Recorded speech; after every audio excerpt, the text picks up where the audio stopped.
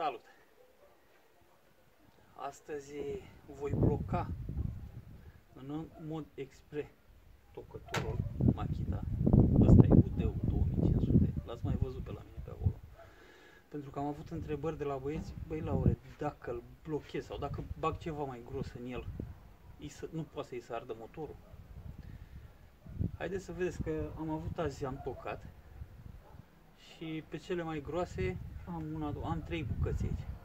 Le-am păstrat, bag una, se blochează, să vedeți ce se întâmplă. Deci să fiți atenți, după ce se blochează, se oprește și mi-aruncă, îmi dă creanga înapoi. Ok?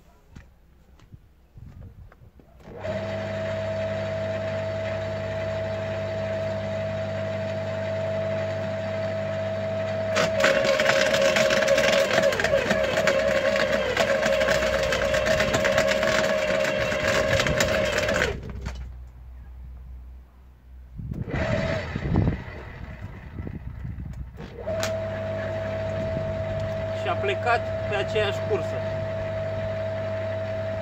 Ok?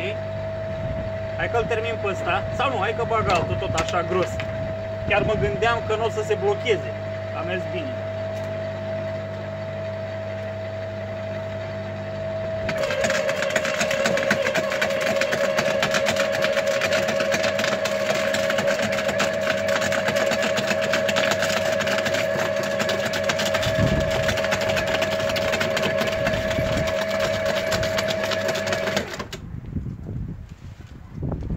Da, hai că nu o să mai insist. Știți că cel mai mult mi-e silă să plictisesc omul. Ați văzut la prima, care a fost că se blochează oricum greu și când se blochează ai siguranță că nu ți se arde motorul. Sănătate și cred că o să fie ultimul video cu UD-ul ăsta, pentru că asta a fost cam ultima întrebare care mi s-a pus. La mulți ani!